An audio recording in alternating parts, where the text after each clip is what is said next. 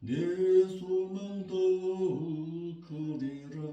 주 너의 반석이시니 그 위에 내가 서리라. 그 위에 내가 서리라. 바라던 천국 올라가 하나님 앞에 배울 때 구주의 의를 힘입어 어여지 앞에 서리라. 주 너의 반석이시니 그 위에 내가 서리라. 그 위에 내가 서리라. 기도 올리겠습니다. 거룩하신 아버지 하나님, 감사를 드립니다.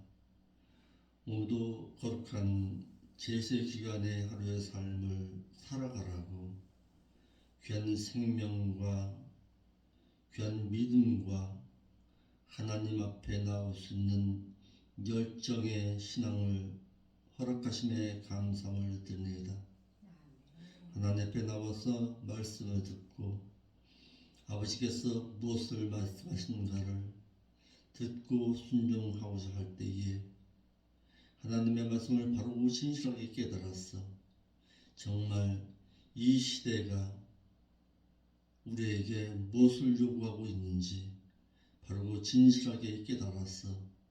하나님의 뜻을 바로 실천할 수 있는 저들의 삶의 신앙을 허락하여 주옵소서.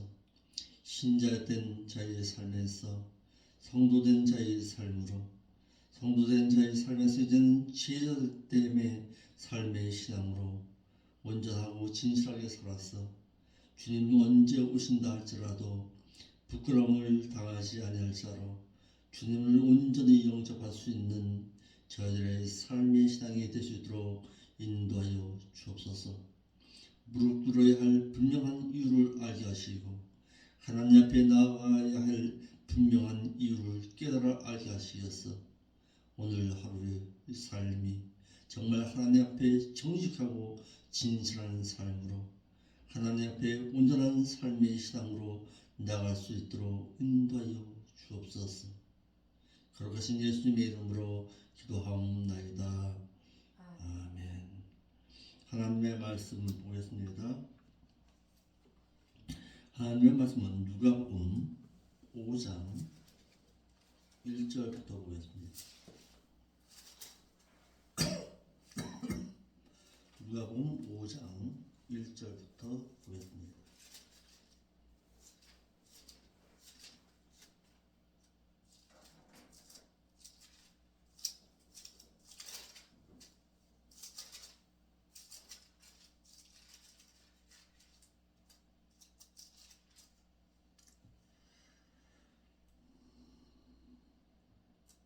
오 장 1절부터 11절까지 보겠습니다. 시작. 무리가 웅이하여 하나님의 말씀을 들을세 예수는 게네사렛 호숫가에 서서 호숫가에 두 배가 있는 것을 보시니 어부들은 배에서 나와서 그물을 짓는지라. 예수께서 한 배에 오르시니 그 배는 시몬의 배라. 육지에서 조금 뛰기를 청하시고 앉으사 배에서 무리를 가르치시더니 말씀을 마치시고 시몬에게 이르시되 깊은 데로 가서 그물을 내려 고기를 잡으라. 시몬이 대답하여 가로되 선생님이여 우리들이 밤이 맞도록 수고를 하였으되 얻은 것이 없지만 말씀에 의지하여 내가 그물을 내리리다 하고 그리한즉 고기를 애운 것이 심히 많아 그물이 찢어지는지라. 이에 다른 배에 있는 동물을 손짓하여 와서 도와달라 하니 저희가 와서 두 배의 체험에 잠기게 되었더라. 시몬 베드로가 이를 보고 예수의 무릎 아래 엎드려 가로되 주여 나를 떠나소서 나는 죄인이로소이다 하니 이는 자기와 및 함께 있는 모든 사람이 고기에 잡힌 것을 인해서 놀라고 세베대의 아들로서 시몬의 동업자인 야고보와 요한도 놀랐습니다. 예수께서 시몬에게 이를 일러 말씀하여 가라사대 무서워 말라. 이제 후로는 내가 사람을 취하리라 하시니 저희가 베드로를 육지에 대고 모든 것을 버려두고 예수를 쫓으니라. 아멘. 오늘의 본문의 말씀은 우리가 너무나도 익숙한 말씀 가운데 하나입니다. 예수님께서 그의 수제자였던 베드로와 안드레아와 야고보, 어부였던 그들을 부르신 제자로 부르시는 장면입니다. 그들은 어부였습니다. 어부였고 그들은 세상 가운데서 어떤 특출한 직업을 가지고 있던 자들이 아니었다라는 사실입니다. 예수님께서 지금 거니시고 계시는 곳은 게네사렛 호수인데 이 호수는 구약에서는 긴네렛 바다라고 하고 바벨론 포로 이후에는 게네사렛 호수로 알려져 있습니다. 신약 시대에서는 또는 기네렛 바다, 게네사렛 호수 이렇게도 말하지만 이곳이 바로 갈릴리 호수입니다. 그리고 또는 헤롯이 건설한 도시의 이름을 따서 지금은 디베라 호수라고 불려지고 있습니다. 이것은 바다가 아닙니다. 사실은 바다가 아니라 호수입니다. 호수가 이렇게 한 곳인데 언제부터인가 이것을 자꾸 바다라고 이렇게 말하는데 바다는 아니고 호수를 말하고 있습니다. 그곳에서 예수님께서 가장 먼저 하신 일은 말씀을 가르치신 일이었습니다. 제자들을 부르시기 전에 그들은 말씀을 먼저 들었습니다. 예수님께서 말씀하신 말을 어부의 그물을 깃고 있는 가운데서 말씀을 들었겠지요. 2절 말씀, 3절 말씀해 보세요. 예수께서 한 배에 오르시니 그 배는 시몬의 배라. 육지에서 조금뛰기를 청하시고 앉으사 배에서 무리를 하면서 말씀을 가르치셨습니다. 예수님이나 사도 바울을 볼 때에 그들은 늘 습관처럼 말씀을 가르쳤습니다. 그래서 여기서 우리에게 주는 교훈이 무엇인가 하면 예수님께서도 그렇게 했었지만 사도 바울 역시 습관화된 가운데서 때만 되면은 말씀을 가르치셨습니다. 세상적인 어떤 말을 하는 것이 아니라 하나님의 말씀을 가르치시기를 즐겨하셨고 말씀을 통해서 많은 하나님의 복음의 말씀을 가르쳤다라는 사실입니다. 이에 목회자라면은 이와 같은 습관적인 말씀을 가르치는 것이 습관화되어 있어야 합니다. 그래서 늘 대화 가운데서도 하나님의 말씀을 위주로 한 대화가 이루어져야 합니다. 이것이 믿는 자의 진정한 신앙입니다. 세상적인 어떤 잡담이나 하는 그런 것이 아니라 어떻게 하면 하나님의 말씀을 가르칠 수 있을까? 어떻게 하면 하나님의 말씀을 통해서 내가 만나는 사람에게 하나님의 뜻을 전할 수 있을까를 늘 고심하고 있어야 합니다. 저는 왔다가 같이 일하면서 이런 얘기를 했습니다. 젊은 예찬이만 하는 애들하고 같이 일하죠. 너희들 장래 꿈이 뭐냐? 왜 여기 왔어? 힘들게 여기 와서 왜 일하냐? 물어봅니다. 그런데 한결같이 그들의 얘기를 들어보면은 그들의 장래에 힘이 없습니다. 장래에 꿈이 없어요. 한번 하다가 안 되니까 왔지요. 예, 맞습니다. 들 말이 아닙니다. 그런데 앞으로의 10년의 삶의 모습은 너가 보았느냐? 물어봅니다. 없어요. 지금부터 늦지 않았다. 너희가 10년 후의 삶을 내다보면서 너의 인생 설계를 할 줄 알아라. 그렇게 일러주시오. 일러주면은 그들이 나중에 얘기해요. 상대는 뭔가 모르게 다릅니다. 일반 사람하고는 달라 보여요. 뭐가 그런데? 일반 사람들은 나한테 그런 얘기를 해준 사람이 없습니다. 그런 얘기를 종종 합니다. 너에게 인생에 10년 앞을 내다보고 인생을 살아가더라도 거미와 같은 인생은 살아가지 마라. 개미와 같은 인생도 살아가지 마라. 너의 인생은 개미처럼 살아가든지 아니면 꿀벌 같은 인생을 살아가라. 그것이 너 자신을 위해서도 또한 너 장래의 일을 위해서도 너에게 유익이 되는 말이다. 그렇게 일러주죠. 여기서 예수님께서도 그렇게 말씀하셨습니다. 예수님께서는 게네사렛 호숫가인 갈릴리 호수를 거니시면서 한 배에 오르셔서 말씀을 가르치셨는데 이와 같이 예수님께서도 기회만 되면 말씀을 가르치셨습니다.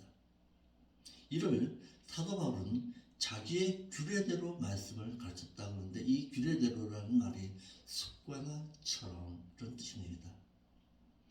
즉 습관화된 것처럼 관습대로 익숙한 행실로서 말씀을 늘 가르치셨습니다. 이와 같이 믿는 자는 시간만 주어진다면 나에게 시간만 주어진다면 말씀을 늘 가르치고자 하는 열정이 있어야 합니다. 그 열정이 있을 때에 하나님께서는 기회를 주십니다. 나를 가르쳐 주셨던 목사님이 늘 하신 말씀이 있어요. 한 목사님이 늘 하신 말씀이 있어요. 연수야, 너는 늘 하나님의 말씀을 언제든지 전할 수 있는 준비를 갖출 수 있는 학자된 자의 신앙으로 살아가라. 그렇게 말씀하세요. 그러니까 즉 말씀을 늘 가르칠 수 있는 그런 실력을 늘 가지고 있어야 합니다. 목회자라면 이러므로 말씀을 가르치는 목회자들은 예수님처럼 또는 사도 바울처럼 가르치는 것이 습관화되어 있어야 합니다. 4절 말씀 볼까요? 말씀을 마치시고 시몬에게 이르시되 깊은 데로 가서 그물을 내려 고기를 잡으라. 지금 어부가 예수님은 직업이 뭐였어요? 목수였습니다. 시몬 베드로는요 어부입니다. 어부였던 그가 한낱 이름도 없고 한낱 알지도 못하는 사람이 와서 깊은 데로 가서 그물을 던지래요. 상식적으로 맞지 않는 얘기입니다. 저 양반이 같은 경우에 정신이 나갔나?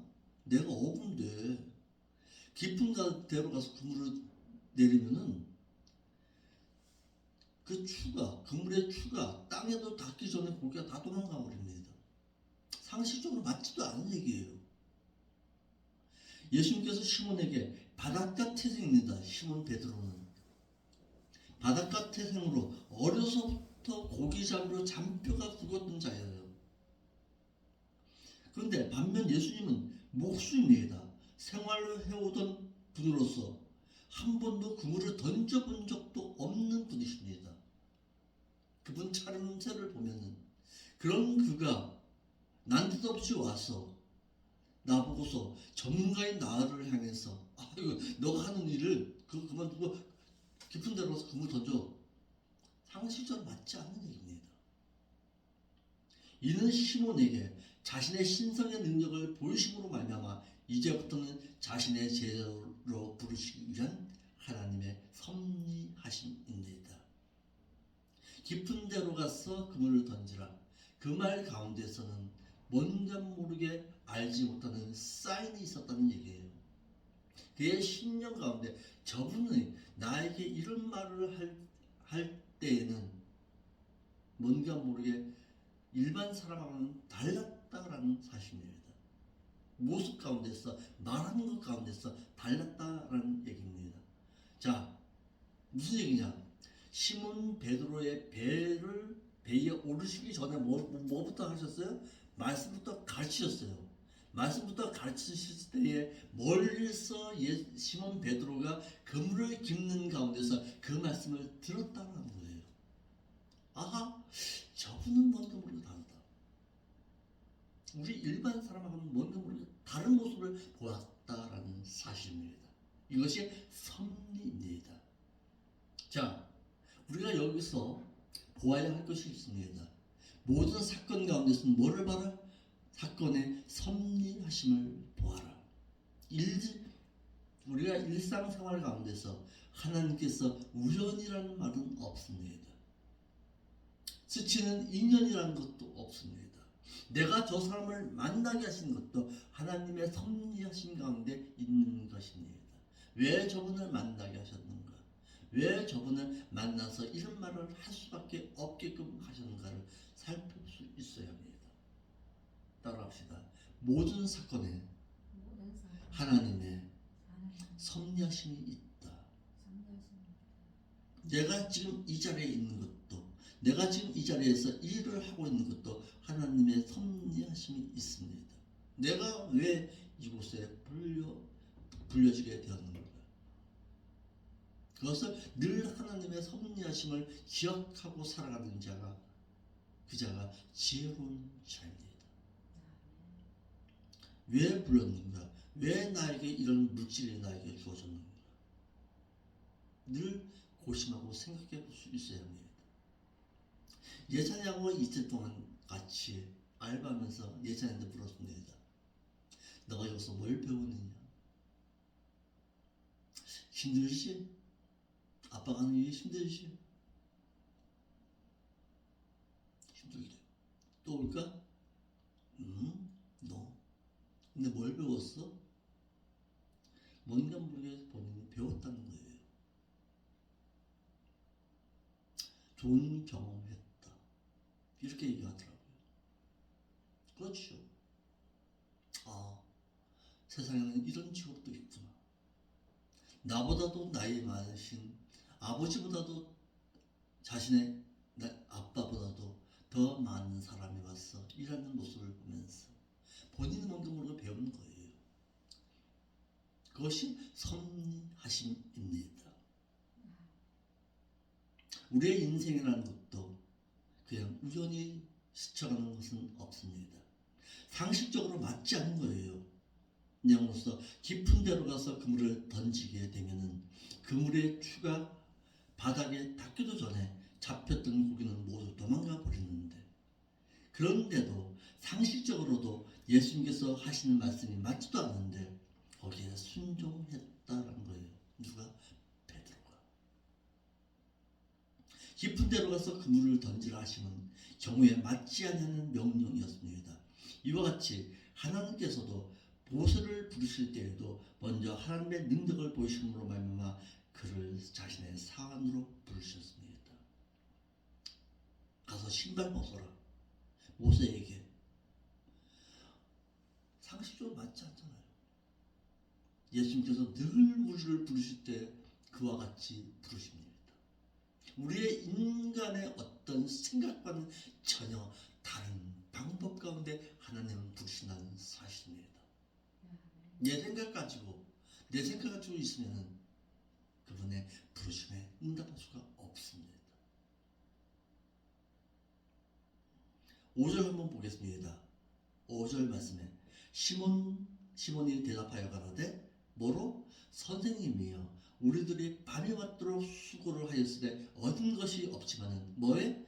말씀에, 당신께서 하시는 말씀에 내가 의지해서 내가 그물을 내리리이다.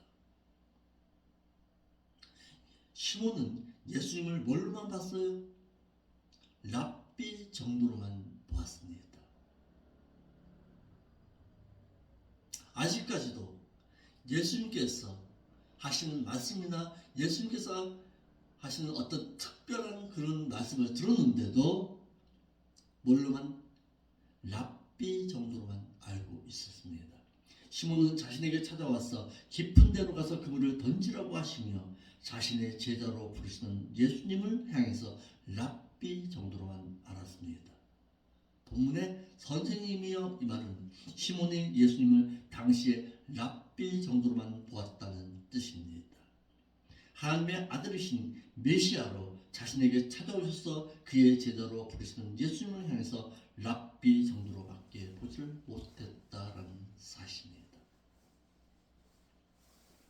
이와 같이 믿는 자가 하나님을 아는 지식에 있어 그를 알지를 못하면 하나님을 잃어버리게 된다는 사실입니다. 그래서 하나님을 알기를 힘쓰라는 거예요. 뭘 통해서? 말씀을 통해서. 볼까요? 신명기 8장 12절 13절입니다.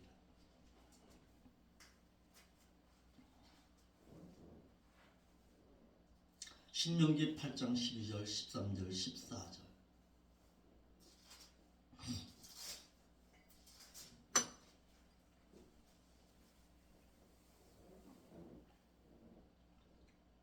읽어요. 내가 육신의 것으로 먹어서 배불르고 아름다운 집을 짓고 거하게 되어서 살아갈 때에 내 소양이 우양이 번성하고 임금이 증식되고 너희의 소유가 다 풍성하게 될 때에 뭐하래요? 두렵건대 내 마음이 스스로 교만해졌어. 내 힘으로 했지, 내 능력으로 했지 할 때에 어떻게 내 하나님 여호와를 잃어버릴까 두려워하라. 내 힘으로 했지. 내가 예찬이한테 물어봐요. 예찬아, 너 이번 달, 너 이번에 얼마 구했어? 퇴직금 얼마 받았어? 물어봤어요. 퇴직금하고 자기 월급하고 하면 뭐 거진 얼마 된대요. 1,000짜리 1,000만 원이 넘어간다고 그러더라고. 예찬아, 11조 얼마지? 100만 원이 넘는데, 야 많다. 그 11조 할 수 있어? 아깝대. 그래도 가르쳐야 합니다. 왜? 그것은 너 거 아니야. 하나님이 나에게 생명 주었어. 귀한 직업 주었어. 너가 일하게 하시는 것이야. 아깝지? 나도 아까워. 내 힘으로 했는데, 내 능력으로 했는데, 내 의지 가운데 했는데 가르친 거예요. 여기도 보세요. 너가 배부르고 아름다운 집 짓게 하고 우양이 번성하고 은근히 증식하고 내 수요가 다 풍족하게 될 때에 누구를? 하나님 잃어버린다. 이스라엘 백성들이 이와 같은 삶의 신앙으로 살았습니다. 호세아서의 말씀에 보면은 보세요. 왜 호세아가 여호와를 알기를 힘쓰라고 했을까요? 본문의 말씀 때문에 말씀처럼 행하지를 아니함으로 말미암았어. 그들이 번성할 때에 풍부하게 될 때에 여호와 하나님을 잃어버렸습니다. 여지 없습니다. 내 힘으로 했지, 내 능력으로 했지. 호세아 4장 6절 볼까요? 호세아 4장 6절. 우리가 잘 아는 말씀입니다.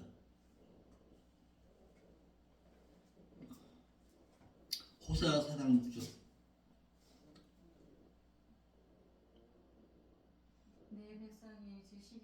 내 백성이 하나님을 아는 지식이 없으므로 망하는도다.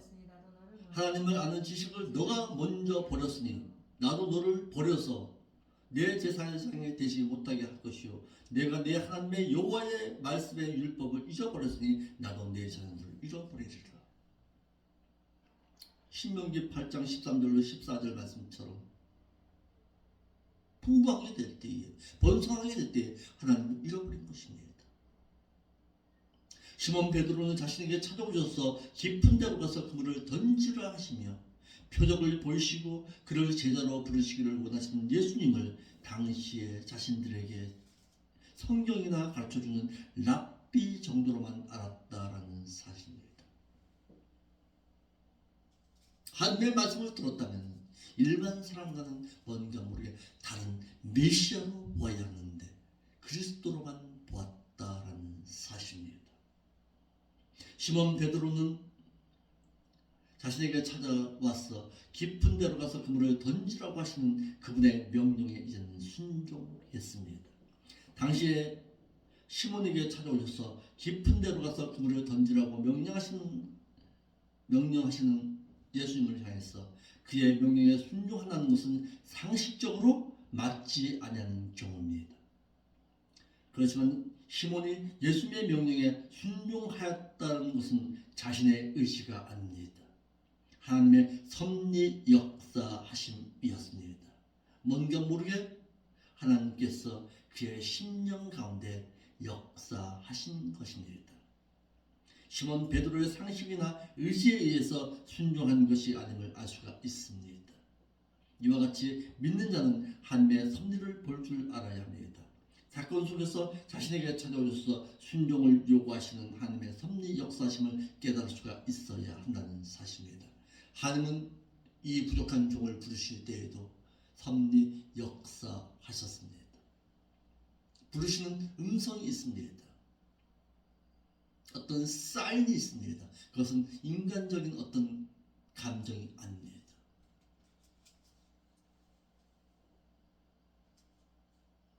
시몬의 순종은 기적을 보게 되었습니다. 시몬은 자신에게 찾아오셔서 깊은 데로 가서 그물을 던지라고 하시는 예수님의 명령에 순종하면 기적을 보게 되어서 그물이 찢어질 정도의 많은 고기를 잡았습니다. 이에 그를 자신의 제자로 부르시기 위한 것이구나. 저분께서 나를 제자로 부르시는구나 하는 것을 알았습니다. 인간의 상식으로는 도저히 할 수 없는 표적을 통해서 그를 제자로 부르신 것입니다.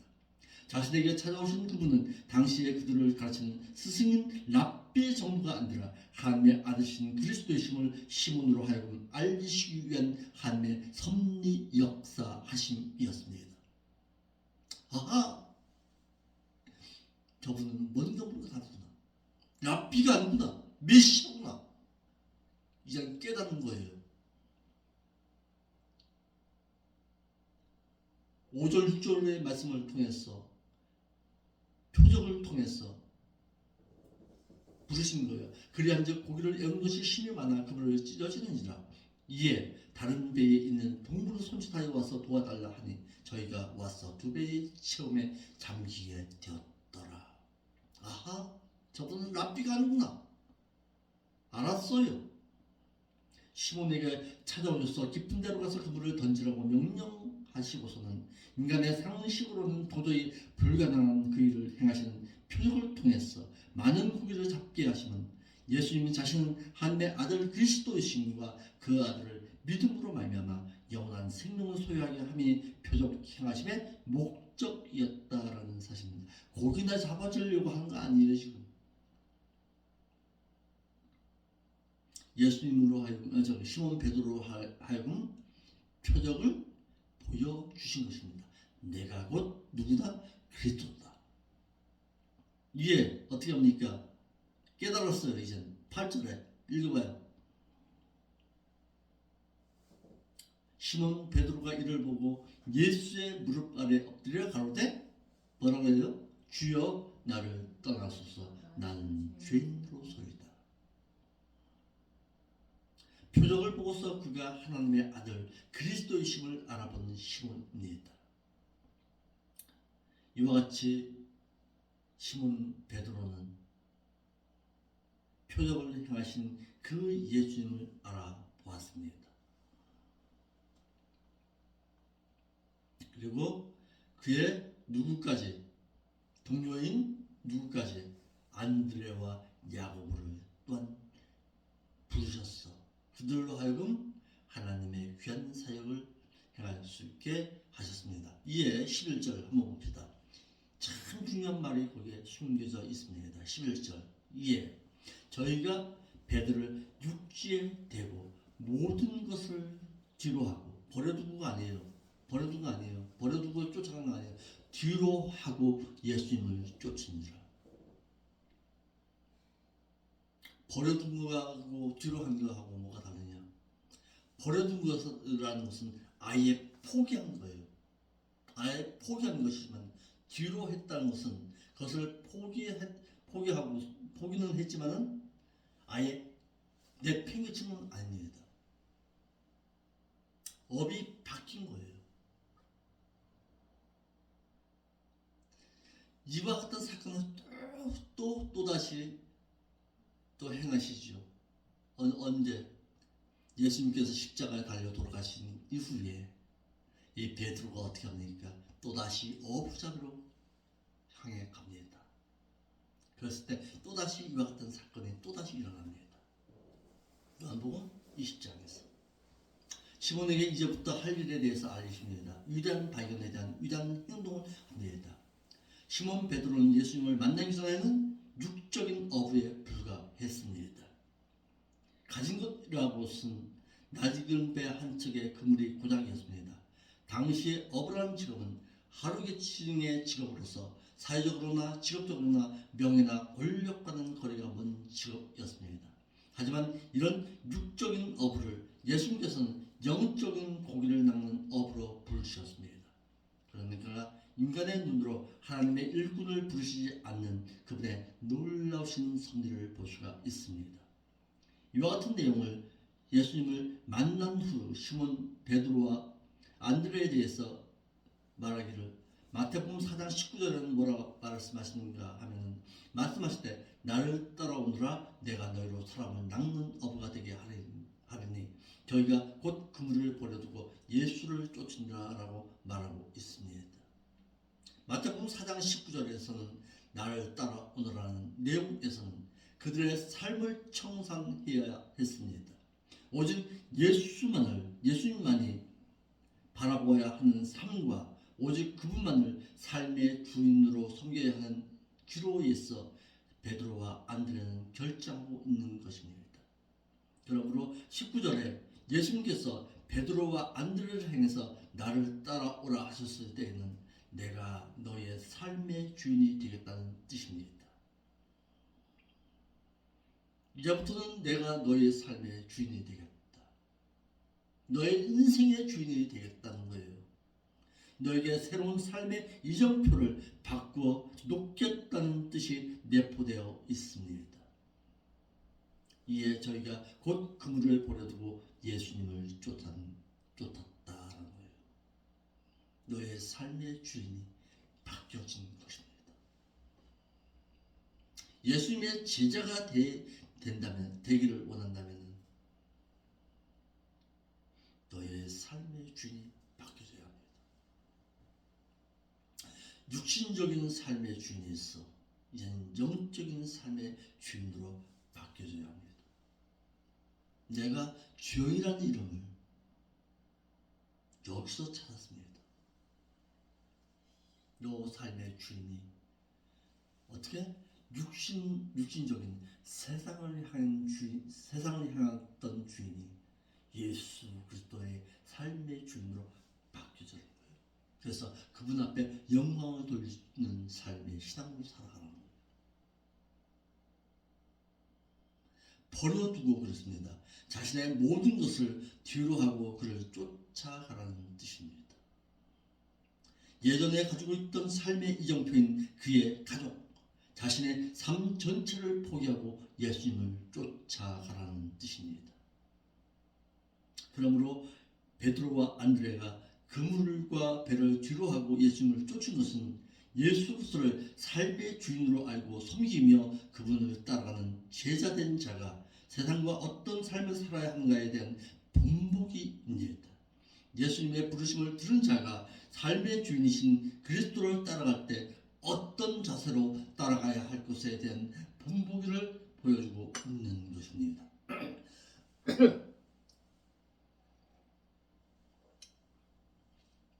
그냥 버려둔 거 아니에요. 내 삶의 모든 것이 바뀌어지는 것입니다.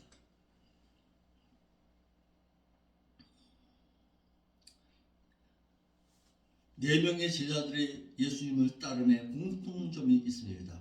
곧 이란 단어입니다. 그들은 주저주저하지 않았습니다. 곧 이 곧이라는 이 말이 3인칭 미완료 단수 능동태입니다. 어떤 것이 진리인가를 깨달아 똑바로 걷고자 원해서 즉시 걸었다라는 뜻입니다. 즉시입니다. 4명의 제자들이 예수님을 따르면 그들이 말씀을 듣고 자신의 삶이 예수님의 제자로서 올바로 서기 위해서 그분의 말씀이 진리임을 깨닫고 즉시 걸었음을 알 수가 있습니다. 그러니까 예수님을 따르는 자는 진리의 말씀을 깨닫는 자가 걸 수가 있습니다. 말씀을 들었거든요. 하나님을 믿는 자가 어떤 삶을 가지고 그분의 뒤를 따라야 함을 말하고 있는 것입니다. 성도는 구별된 자, 진리 가운데로 그리스도의 도를 따르는 자, 성령으로 거듭난 자를 성도라고 말합니다. 그러나 제자는요, 종입니다. 하인입니다. 모든 것을 버리고 순종하여서 스승된 자의 가르침을 완전히 따르는 자를 말하고 있는 것입니다. 이들이 모두 한결같이 모든 것을 뒤로하고 예수님을 온전히 따랐던 원인은 나를 부르신 이가 그리스도요 나의 삶의 주인이 되신 이가 곧 그리스도 메시아라는 사실을 알고 있었다라는 사실입니다. 그의 삶 모든 것이 바뀌어졌습니다. 이와 같이 예수님은 우리를 부르십니다. 뭘로? 제자가 되라는 거예요. 제자된 자는 모든 것을 뒤로 할 수 있어야 합니다. 삶의 주인이 바뀌어져야 합니다. 그래야 그분을 온전히 쫓아갈 수 있다라는 사실입니다. 오늘 우리에게 무슨 교훈을 남깁니까? 너 삶의 주인이 어디에 있느냐라는 사실입니다. 아멘. 오늘 내 삶의 주인을 바로 알고 오늘도 제자된 자의 삶을 온전히 걸어갈 수 있는 오늘 한날의 삶의 신앙이 되시기를 바랍니다. 아멘. 기도하겠습니다. 거룩하신 아버지 하나님, 오늘도 귀한 말씀을 들었습니다.